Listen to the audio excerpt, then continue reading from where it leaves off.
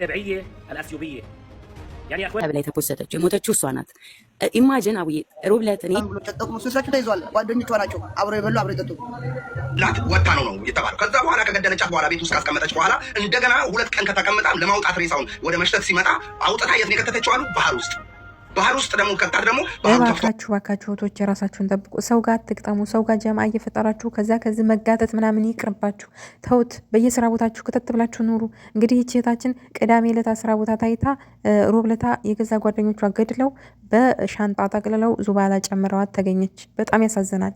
አንድ ልጅ አላት እንግዲህ ሀገር ቤት እጅግ በጣም በሚያሳዝን ሁኔታ ዙባላ ጨምረው ገድለው በቢላው ጠቅጥቀው ወቅተው ገድለዋት ዙባላ ጋር ተገኘች። የእውነት ነው የምላችሁ አረቦቹ እንደንትን በቃ በሀዘን እንዴት ሰው በዚህ ልክ ይጨክናል እያሉ። አሰላሙ አለይኩም ወራህመቱላሂ ወበረካቱ። ወደ ቻናሌ ቤተሰቦች እንዴት ናቸው? ሰላም ብያለሁኝ። እንግዲህ በያላችሁበት ሰላማችሁ ይብዛ። ይህን ሰሞን የሰማነው በጣም አስደንጋጭ፣ እኔ የእውነት ነው የምላችሁ የ3 ቀኔ በቃ ማመን አቃተኝ። ለምን የሞተችው እህታችን ኢትዮጵያዊ ናት። እንግዲህ ቤሩት ላይ ቅዳሜ ቀን ከስራ ቦታዋ ስትወጣ በቪዲዮ እንዳያችሁት፣ ቪዲዮውን አሁንም መጨረሻው ላይ ያስገባላችኋለሁኝ። ቪዲዮ ላይ እንግዲህ የሚያሳየው ቅዳሜ ለታ ከስራ ቦታዋ ስትወጣ ያለ ቪዲዮ ነው። ግን በስህተት በጣም ብዙ ልጆች እቺ ልጅቷ ገዳይ እንደሆነች ቪዲዮ ላይ ያለችው እየወጣች ያለችው ገዳይ እንደሆነች አድርገው ቪዲዮ ሰርተዋል። ለባካችሁ የተሳሳተ ቪዲዮ አትስሩ እየተባለ ነው። ይቺ ቪዲዮ ላይ ወደ እንትን እየወጣች ያለችው ልጅ ገዳይ ሳትሆን የሞተችው ልጅ ናት። የመጨረሻ ቀን ከስራ ቦታዋ ቅዳሜ ቀን፣ ይሄ ቪዲዮ እንግዲህ ለመጨረሻ ጊዜ ከስራ ቦታዋ ስትወጣ ነው የተገኘው ማለት ነው። የመጨረሻ በቃ ቅዳሜ ቀን ወደ ጓደኞቿ ስትሄድ የተቀረጸ ቪዲዮ ነው። እሱም ጓደኞቿ ጋር ለመሄድ ከስራ ቦታዋ ስትወጣ የነበረ ቪዲዮ ነው እንጂ ገዳይዋ ተይዛ ይሄ የገዳይ ቪዲዮ አይደለም። ገዳዮቹ በእርግጥ ተይዘዋል። ሁለት ሀበሾች ተይዘዋል። እንደገና አንድ ደግሞ ቆሻሻውን ያወጣው በጠቅላላ 3 ሰዎች በህግ ቁጥጥር ስር ውለዋል። ነገር ግን ልጅቷ እስካሁን ያው እነሱ እንደገደሏት እርግጠኛ አልተሆነም። እርግጠኛው እስካሁን ገና አልተጣራም። ለምሳሌ ሌላ ዜጋም ሊገላት ይችላል። ግን ሀበሾቹ ጋር ስለሄደች ልጅቷ ያው ልጆቹ ተይዘዋል ማለት ነው ሀበሾቹ። እና እኔ ሀበሻ በሀበሻ ላይ በዚህ ልክ እንዴት ይጨክናል?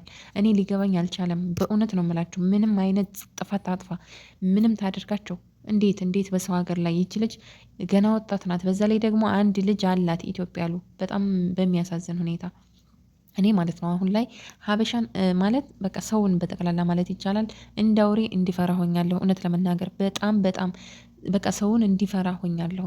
እንዴ በጣም ያሳዝናል እኮ ሰው እንዴት በዚህ ላይ ሰው በዚህ ልክ እንዴት ሰው ላይ ይጨክናል? በዚህ ልክ ባለፈ አይታችኋል እንግዲህ ሳውዲ አረቢያ ላይ እንደዛ ቅጥቅጥ አድርገው የሆነ ኢጃዛ ቤት ሰው ለማየት ሄዳ እንዴት እንደቀጠቀጧት ሰውነቷን እንዳለ ድቅቅ አድርገዋት አምልጣ ወጥታ እንግዲህ ሽቦ በሽቦ ሆና ሐኪም ቤት እርዳታ ሰው እየጠየቀች እንዲሁም ደግሞ ፍትህ እያለች ቲክቶክ ላይ ወጥታ እንደውም ቪዲዮ ሰርቻለሁ እኔ።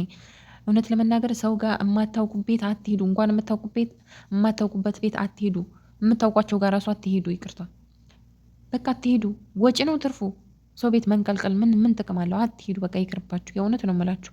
ተጠቅሙ ስልሳችሁ ተይዟል። ጓደኞቿ ናቸው አብረው የበሉ አብረው የጠጡ እነሱም ደግሞ የሚጠቁሙት ሰው ይኖራል። ለስንት እንደገደሉ አይታወቅም። እዚህ ባይጠቁሙም የሆነ ነገር ቢሉም ስልካቸው ጂፒኤስ አለ።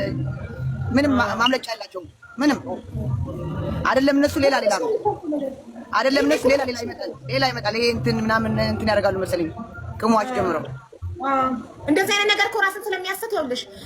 እና ውዶቼ በጣም ያሳዝናል። እንግዲህ አረቦቹ ራሱ በጣም በመነጋገሪያ ሆኗል። እንግዲህ ቤሩት ላይ እጅግ በጣም በሚያሳዝን ሁኔታ እንግዲህ የሰው ልጅ በዚህ ልክ እያሉ አረቦቹ የእውነት በጣም መነጋገሪያ አድርገውታል ማለት ነው። እውነት ለመናገር እርስ በርሳችን ሀበሻ ለሀበሻ እንዴት ተገደሉ ምናምን አድርገው ነው አረቦቹም የሚናገሩት። በዛ ላይ ደግሞ የተያዙትም ያው ሀበሾች ስለሆኑ የገደሏት ሀበሻ እርስ በርሳቸው ናቸው የተጋደሉት እያሉ ነው እንግዲህ መነጋገሪያ የሆን ነው። በጣም ያሳዝናል።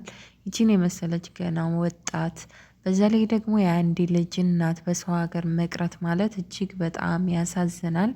እንደ ሀገርም ደግሞ በጣም ያሳፍራል። ሰው እርስ በርሱ ተጋግዞ እርስ በርሱ ሰው ሀገር ነው ያለ ነውና ተደጋግፈን መኖር እየቻለን በዚህ ልክ ግን እርስ በርስ መጨካከን የእውነት በጣም ያሳዝናል። ለምን እኔ ማለት በየአረብ ሀገሩ ያለን ለምን አንተጋገዝም? ማለት ህግ የሌለበት አሁን ቤይሩት ሀገር ህግ የለም። ህግ ስለሌለም ነው ይቺ ልጅ እንግዲህ በሻንጣ ቀጥቅጠው ገድለው በቢላው በሳስተው በሻንጣ አድርገው ያስቀመጧት እንጂ የእውነት ህግ ቢኖር እንደዚህ ደፍረው እንደዚህ አያደርጉም ነበር እውነት ለመናገር። አሁን ለምሳሌ ሳውዲ ላይ በገጠር አካባቢ ወንዶቹ እርስ በርስ መጋደል፣ መባላት፣ መቧጨቅ ነው ስራቸው። የእውነት በጣም ያሳዝናል። ለምን በህገ ወጥ እየገባን የሰውንም ሀገር እናምሳለን? የሀገራችን አንሶን በሰው ሀገር ራሱ እንደንትን እንባላለን። ለምን ያስፈልግ? መናገር የምፈልገው ነገር እህቶቼ፣ በተለይ አረብ ሀገር ያላችሁ እህቶቼ እባካችሁ ራሳችሁን ጠብቁ። ሰውን እንዳውሬ ፍሩ፣ እንዳውሬ በቃ ሰውን ሽሹ። የምታውቋት ሆነች የማታውቋት ሆነች ኢጃዛ ቤት እየተተለተላችሁ አትሂዱ። የእውነት ነው የምላችሁ። በተለይ ሳውዲ አንድ ሽጋ ላይ የማይተዋወቅ የዛና የዛ ሀገር ሆነው ይይዛሉ። ማለት የማይተዋወቅ በቃ የተለያየ ሀገር ምንም የማይተዋወቁ ሆነው አንድ ሽጋ ላይ በአንድ ቁልፍ እየገቡ የሚኖሩ በጣም ብዙ አሉና ይህንን ስታዩ ኢጃዛ ምንም አያደርግላችሁም። የእውነት ነው የምላችሁ።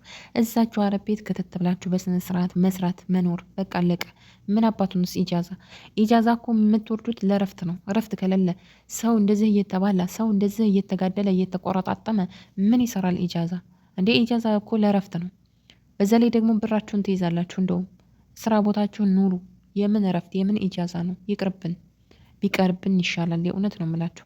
እንደዚህ ሰው ለሰው እየተባላ ከምናዝን ከሆነ በኋላ ውሪ ቢባል አሁን ይች ልጅ ማንም አይደርስላትም፣ ማንም አይመልሳትም። ከሞተች በኋላ ማንም ምንም አያደርግላትም። አሁን ቢዋጣ እንኳ ሬሳዋን ወደ ኢትዮጵያ ለመላኪያ ነው። ግን እሷ ከሞተች በኋላ የትም ብትቀበር ምንም እንትን የለውም፣ ትርጉም የለውም ከሄደች በኋላ። የእውነት ነው የምላችሁ። እና ከሆነ በኋላ ማንም ሊረዳችሁ አይችልም። ከሆነ በኋላ ምንም በቃ ማንም ምንም ማምጣት አይችልም። ስለዚህ ከመሆኑ በፊት እባካችሁ እህቶቼ ራሳችሁን ጠብቁ። እኔ የእውነት ነው የምላችሁ ሀበሻን በሩቁ በቃ ሰው አያስፈልግም። ስራ ቦታ ራሱ አንድ ጋር 2-3 ሆናችሁ የምትሰሩ ካላችሁ የእውነት ነው የምላችሁ ከህይወት አይብስም። ለቃችሁ መውጣት፣ ለብቻ መኖር፣ በስራ ቦታችሁ ለብቻችሁ ከአረቦቹ ጋር መኖር በቃ ይሄ ይሻላል። እኔ አሁን ላይ እንደዛ ነው በእውነት ነው የምላችሁ። እና እጅግ በጣም ያሳዝናል የእህታችን ነገር። እንግዲህ የእውነት በቃ ምንም ማድረግ አይቻልም ከሆነ በኋላ ስለሆነ እህታችን እውነት በጣም ታሳዝናለች። እኔ እንጃ ቤተሰብ አሁን ይችን ልጃቸው እንግዲህ በስደት አጥተው ምን ይበቃቸዋል? በተለይ እናት የእውነት ነው የምላችሁ በጣም ከባድ ነው ልጇ። በዛ ላይ ደግሞ በቃ እናት አለች። እናት የእውነት በጣም ከባድ ነው። እና ውዶቼ የራሳችሁን ጠብቁ ላለሁ እንግዲህ እስካሁን አብራችሁ ስለቆያችሁ እጅግ በጣም አመሰግናለሁኝ። በተረፈ በያለንበት እንግዲህ ፈጣሪ ይጠብቀን። ሰው ሰበቡን ነው የሚያደርሰው፣ ፈጣሪ ደግሞ እሱ ነው ጠባቂያችን፣ እሱ ይጠብቀን። በያለንበት ሰላማችን ይብዛ፣ ሀገራችንንም ሰላም ያምጣልን።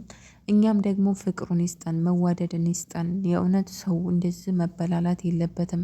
እንስሳ እርስ በርሱ ይጠባበቃል፣ እርስ በርሱ ይተዛዘናል እና እኛም የምንተዛዘን ያደርገን። በተረፈ ለቤት አዲስ የሆናችሁ ሰብስክራይብ እያደረጋችሁ ቤተሰብ ሁኑ። ሰላም ሁኑልኝ። አሰላሙ አሌይኩም።